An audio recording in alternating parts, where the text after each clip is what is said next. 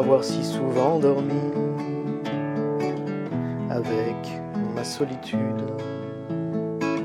Je m'en suis fait presque une amie, une douce habitude. Elle ne me quitte pas d'un pas, fidèle comme une ombre. Elle m'a suivi ça et là, aux quatre coins du monde. Non, je ne suis jamais seul avec ma solitude.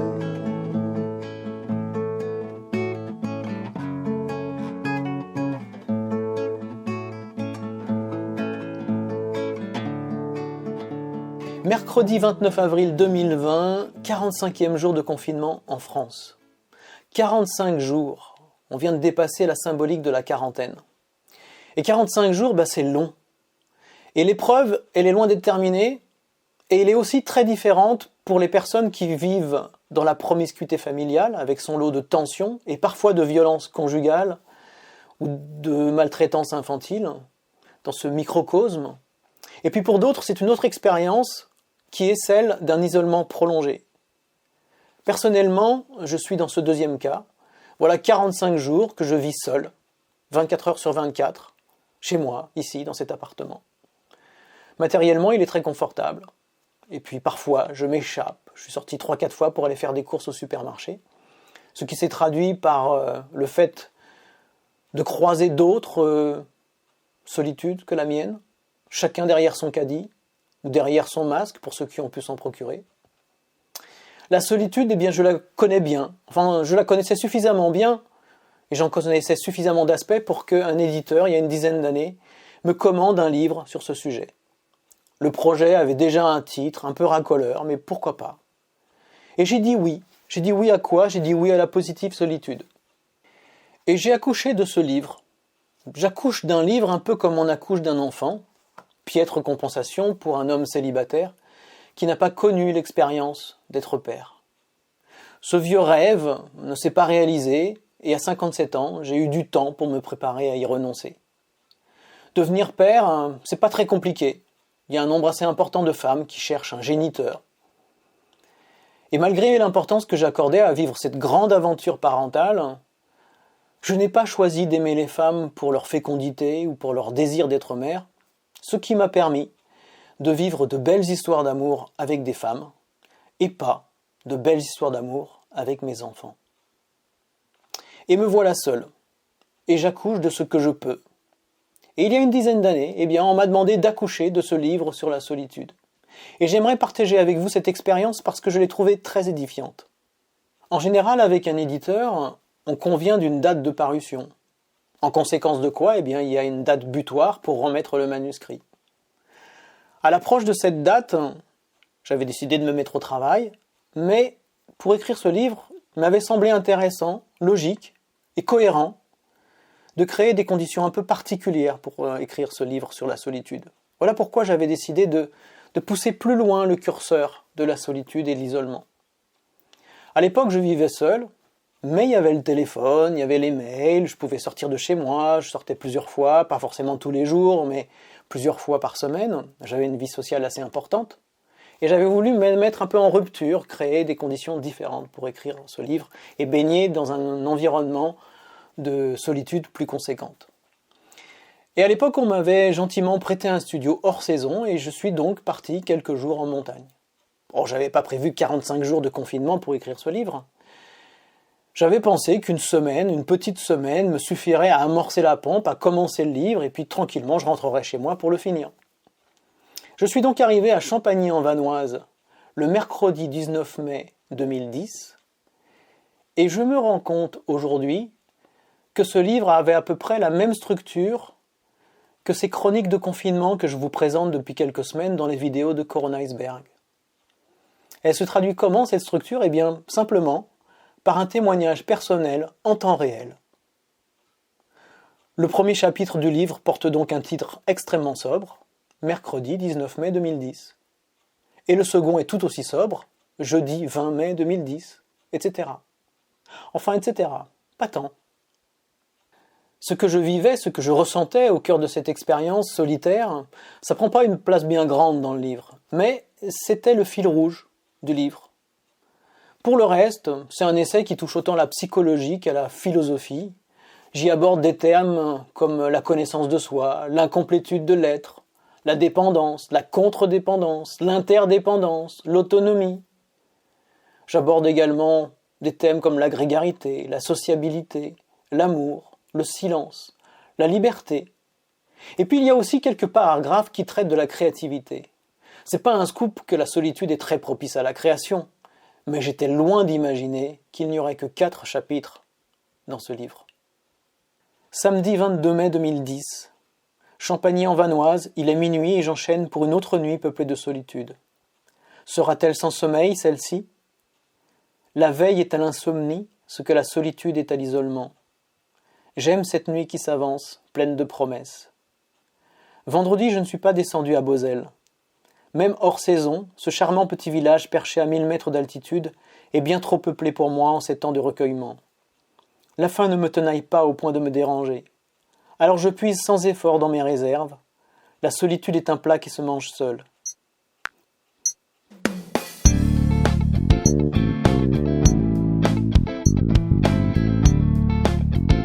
Dans l'après-midi, je suis allé écrire en montagne, mais au bout de quelques minutes d'accouchement au forceps, j'ai fini par écrire ceci.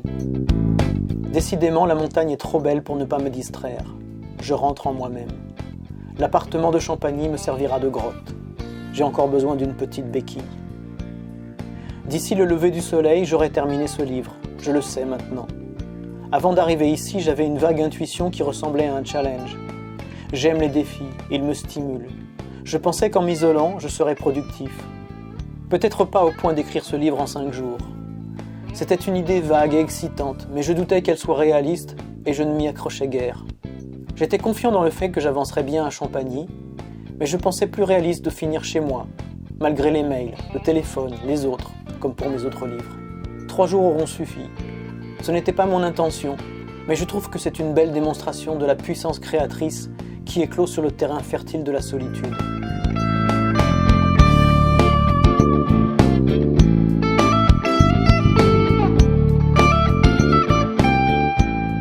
J'en suis sincèrement sidéré et je partage mon étonnement avec vous.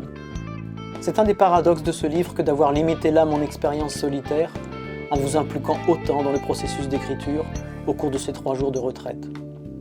Une fuite peut-être, un moyen d'échapper à trop de solitude. J'ai aussi failli interpréter ce mélange de rapidité et d'efficacité comme un évitement qui écourterait ma solitude. Mais franchement, je ne suis vraiment pas pressé de partir. Encore que cette performance flatte mon ego et que je sens la pression grégaire qui me pousse à m'enorgueillir de mon travail. Je ne suis pas encore très libre de cela. Ma liberté, tu as su désarmer toutes mes habitudes. Ma liberté, toi qui m'as fait aimer, même la solitude. Toi qui m'as fait sourire quand je voyais finir une belle aventure. Toi qui m'as protégé quand j'allais me cacher pour soigner mes blessures. 10 ans plus tard, me voilà à nouveau au cœur d'une expérience de solitude, et cette fois je ne suis pas seul à être seul. Parmi les 3 ou 4 milliards d'humains confinés, eh bien nous sommes quelques millions à être seuls chez soi. Énorme épreuve. Énorme épreuve à laquelle très peu sont préparés. Et il y a 10 ans, quand j'ai écrit ce livre, eh bien je l'ai écrit justement pour aider les gens à apprivoiser la solitude, ou plus exactement à se laisser apprivoiser par elle. La solitude, elle fait peur. Elle nous fout une trouille terrible à la plupart d'entre nous. Nous la fuyons en permanence, souvent avec une grande efficacité, au point que cette fuite parvient à éradiquer le spectre de la solitude et la frayeur qu'on en a. Que dire de cette illusion rassurante ? Si ce n'est que elle est rassurante et illusoire. Mais c'est pas drôle. Pour les gens qui ne sont pas préparés à la solitude, l'isolement imposé est une immense souffrance. Personnellement, je m'y suis longuement préparé et j'ai su tirer parti de la solitude dans une large mesure. J'ai appris à aimer la solitude. Pour autant, la solitude, je l'ai écrite et décrite avec sincérité sans laisser croire au lecteur qu'elle est toujours positive. Il y a de nombreux contextes où il est difficile, parfois très difficile, de positiver la solitude. Bien avant cette épreuve de confinement, j'ai personnellement souffert de solitude. Pour autant, je ne l'ai jamais fui. En partie parce que je suis un peu sauvage et marginal, et aussi parce que, comme on dit de façon un peu simpliste, je préfère être seul que mal accompagné. Mais les souffrances répétées de ces innombrables moments de solitude, dans une large mesure, je les avais choisis. Et ça, c'est la première grande différence qui existe entre mes solitudes passées et la solitude que je subis aujourd'hui depuis 45 jours. La deuxième différence, eh bien, c'est la durée. Ne voir personne, ne toucher personne. Cette expérience n'avait jamais excédé pour moi le seuil de quelques journées. Et nous voilà au second mois de confinement. Et il y en aura possiblement un troisième. Malgré de longues années de célibat, malgré de longs voyages en solitaire à travers le monde, malgré de longues heures de recueillement et d'introspection, ce long confinement me fait souffrir. Je ne dis pas ça pour pleurnicher sur mon sort ou solliciter votre empathie. Je poursuis simplement ce chemin de partage entrepris avec vous dans les profondeurs de Corona Iceberg. Et je pense tendrement à ceux qui n'ont pas eu ma chance d'explorer longuement les sentiers escarpés de la positive solitude. Lors des 3 premières semaines de confinement, je m'en suis pas trop mal sorti. D'abord, en parvenant à donner du sens à cette épreuve, ce qui m'a permis d'accepter pas trop mal la situation et ses innombrables contrariétés. Mais c'est un combat de tous les jours, que souvent je gagne, et que parfois je perds. La 5e semaine de confinement fut assez déprimante pour moi. Mais je savais par expérience que cette basse énergie était éphémère. Et puis on n'a pas pris perpète non plus. Alors emprisonné dans le confort de mon appartement, il m'arrive parfois de me demander comment je vivrais une plus longue période d'incarcération dans une vraie prison. Je suis depuis toujours fasciné par le milieu carcéral. Il est pour moi une importante source d'angoisse. Dans le précédent épisode de Corona Iceberg, j'ai été touché par cette confidence que Phil nous a faite et qui concerne une expérience d'incarcération qu'il a vécue. Avec les toilettes à la turque où tout le monde pouvait voir, tu vois, voilà, les murs, je dirais, suintent de plaintes, voilà, les murs sont empreints d'énergie terrible, on entend des cris dans la nuit, des coups frappés sur les tuyaux, des bruits de clés, des bruits de pas qui résonnent. Enfin, c'est vraiment très, très anxiogène. Et donc, à titre personnel, ma courte expérience d'emprisonnement ne m'a pas permis de répondre à cette question. Comment je réagirais, comment je vivrais une longue période d'incarcération dans une vraie prison. En 2012, au Liban, j'ai été arrêté et emprisonné par le Hezbollah.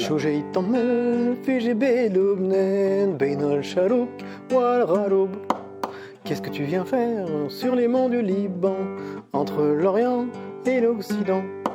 La question est bonne, elle est pertinente, parlons-en calmement.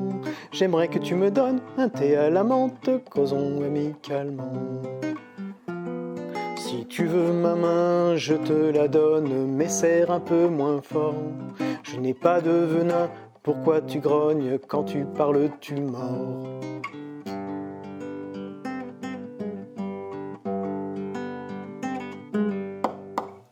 Après de longues heures d'interrogatoire et de suspense, j'ai finalement été relâché. La privation de liberté, la vie nous y prépare de différentes manières. Pour gérer cette crise sanitaire, le gouvernement français a fait de nombreux choix que je trouve très contestables. Il y a une multitude d'aberrations dans les modalités de confinement imposées par l'État français. D'un côté, on interdit des activités sans aucun risque de contamination, et de l'autre, on autorise d'autres activités qui sont hautement source de contamination. Alors peut-être que je ferai ultérieurement une vidéo pour argumenter sur ce thème, mais ce n'est pas mon propos aujourd'hui. Je m'interroge surtout sur ce qui semble justifier cette guerre débile contre un virus. Je m'interroge sur les prétextes foireux qui prétendent justifier des lois martiales et liberticides. Et pour vous dire le fond de ma pensée, eh bien ça pue la dérive totalitaire. J'ai l'abominable sensation qu'on est en train de tester à une échelle mondiale notre degré d'obéissance et de soumission à l'autorité. Les sacrifices qu'on nous demande, je veux trouver du sens pour continuer de les faire. Un sens profond. La solitude, les frustrations, je suis prêt à les supporter aussi longtemps que nécessaire. Si et seulement si, je les trouve justifiés. Et plus le temps passe, et plus je doute de leur légitimité. Je veux bien souffrir du confinement encore quelques semaines, quelques mois s'il le faut. Embrasser les gens que j'aime, aller jouer au tennis, me promener en montagne, faire l'amour, voyager à travers le monde. Je veux bien me priver de tout ça pour de bonnes raisons. Mais plus le temps passe, et moins je crois aux mensonges institutionnels qui se dévoilent chaque jour un peu plus. Hey, les pompiers pyromanes! C'est vous qui nous avez foutus dans cette merde, et vous vous y prenez super bien pour qu'on y reste. J'espère que vous allez rendre des comptes, et que vous allez payer la note. Et puisque vous ne comprenez rien au bien commun, puisque vous baignez dans l'hypocrisie et le cynisme en prônant la liberté, l'égalité et la fraternité, il est évident que ce n'est pas vous qui allez construire la société de demain. Une société basée sur un paradigme tellement moins matérialiste et beaucoup plus profondément respectueux du vivant, de la nature et de toutes les espèces qui la composent. Vous êtes des criminels, et je ne parle pas que de l'écocide. C'est devenu tellement insupportable de servir la soupe à une élite oligarchique et consanguine. Foutez le camp, les mecs, foutez le camp, partez avec la caisse si ça vous fait plaisir. Vous n'êtes pas digne du pouvoir qu'on vous a confié trop naïvement. L'être humain est créatif. Mais regardons de plus près autour de nous et nous verrons qu'il n'y a pas grand-chose à inventer. Les alternatives sont là sous nos yeux. Des petites fermes bio, des petites écoles de bienveillance, des petites entreprises responsables, tout est là pour qui veut bien ouvrir les yeux. Alors oui, il faut multiplier ces initiatives résilientes, mais il faut surtout une volonté politique pour les promouvoir à l'échelle nationale et mondiale. C'est pas vous qui ferez ça. Et vous le sentez bien que vos jours sont comptés. Mais vous vous accrochez à nos couilles, bande de morpions. Vous parasitez nos ovaires et vous tentez de nous stériliser. C'est à nous, le peuple, qu'il revient de garantir vraiment le bien commun. Et pour ça, on a besoin d'une véritable démocratie, pas cet ersatz de représentativité, pas cette manipulation qui vous a mis à la tête de notre pays, monsieur Macron. Jamais vous n'avez été aussi efficace pour nous diviser afin de mieux régner. Bravo, pour l'instant. Pour l'instant, nous sommes divisés, isolés, séparés, morcelés, chacun confiné chez soi. Mais cette désunion physique est l'antichambre d'une union à laquelle vous n'êtes pas préparés. Vous soupçonnez probablement le vent de révolte qui va vous tomber sur le coin de la gueule. Mais avec votre arrogance jupitérienne, vous la sous-estimez considérablement. La solitude, la séparation, le morcellement, tout ça va prendre fin. Et enfin réunis, nous marcherons vers vous pour vous mettre face à vos responsabilités. Dans un de vos beaux discours, oh monsieur Macron, putain, est-ce qu'ils sont beaux vos discours? Bien huilés, bien vaselinés. Eh bien, dans un de ces blablas hypocrites, vous avez tenu un propos d'une rare sincérité, en exprimant le souhait, le vœu, le rêve de renouer avec la vie d'avant. Je ne veux pas renouer avec la vie d'avant. Cette vie-là, elle mène au chaos. Et vous allez enfin bientôt comprendre ce que signifie véritablement de se mettre en marche. Pour marcher ensemble vers un avenir résilient, il nous faudra mettre à mal l'illusion d'être seul.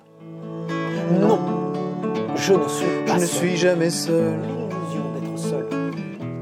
Non, je ne suis pas seul. Non, je ne suis pas Je seul. ne suis jamais seul. Avec la multitude. La multitude.